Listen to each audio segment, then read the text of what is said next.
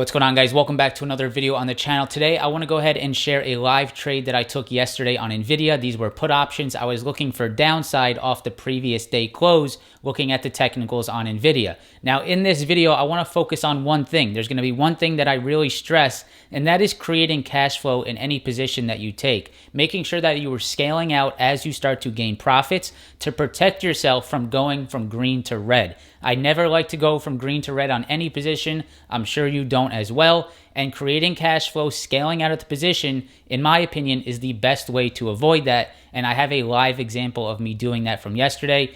NVIDIA was a nice move. It did go against me later in the trade, but because I scaled out and I had a smaller position as it started to go against me, I was still able to end up with a nice green trade. Let me know down below if you want to see more of these live trading videos. I do post them on my Instagram more often, so make sure to follow me on Instagram, options_insider. Make sure to watch out for these scam accounts. I will never message you first. I will never ask you for Bitcoin, none of that nonsense, so make sure to be protected on that end. But let's go ahead and jump into this. Press that like button, subscribe, and make sure to come hang out in the pre-market live streams every single morning starting at 8 a.m.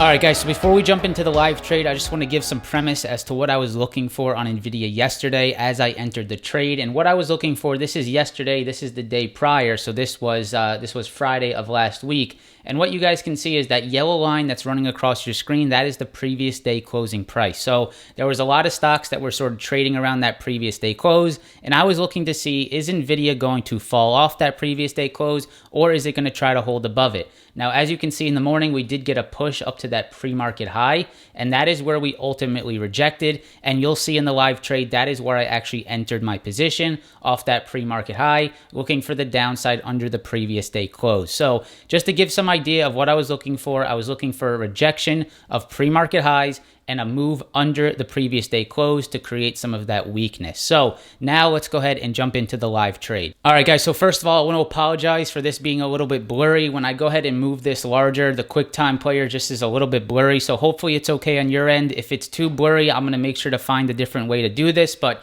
here is my live trade here on NVIDIA. The options chain is on the right. The bottom right, you're going to see my current P&L. This is right as I got in. And then on the left side is your chart. And you guys can see that 196, where we were looking at that pre-market high, is right where NVIDIA rejected on your left side. And you can see on the left side, you can see we are starting to move under that pre-market or that previous day closing price. And when I saw that, when I saw those wicks up there and I saw it starting to reject that pre-market, I went ahead and entered my puts with a stop above that pre-market high, because it's very easy at this point. My risk to reward is pretty high. If I see a move over that pre-market high right around 196, 197, I go ahead and get out of my position. And if I'm looking for downside, I have a nice margin to the downside back to around 191 to play this. So risk reward was good. I had a clear stop there over pre-market highs, that rejection of pre-market highs, and I was looking to see if this would start to move lower along with the NASDAQ weakness that was starting to come in. So if I go ahead and play this, you can see I am in the position. I got some April 29th 190 puts, and you can see that I have 5 contracts. Now you're going to see on the live trade, as soon as I start to see this work in my position,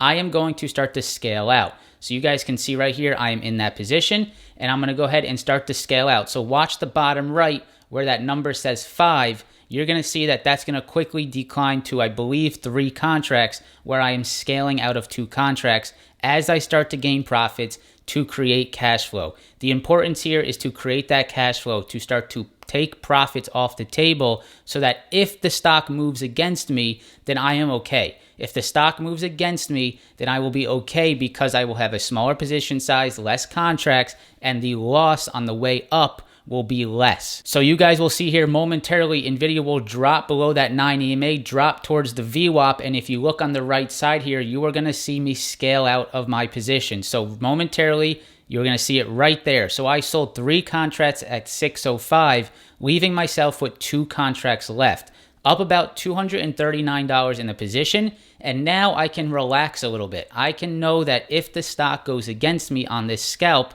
I only have 2 contracts. I took some profits off the table. And if it does bounce against me, then I will be okay. At worst, I could maybe potentially come out break even, but I should at no point moving forward from that scale out be red on this position. I have basically locked myself in to be green on this position, not getting greedy, making sure that I am creating cash flow on this position. So right around here, guys, I was talking in the chat saying that I am willing to potentially add to this position if we drop under 193. 193 was a major level of support, and you can see we're creating that bear flag. We rejected the 9 EMA, and right there on the bottom right, you are going to see that I actually added to my position here, basically putting myself back into 4 contracts and looking to see if I can take a little bit off the table or a little bit more on this scalp under a break of 193. So I have 4 contracts now, up about $400. And as soon as I get that quick move, you're going to see momentarily here, once again, I am creating cash flow for myself.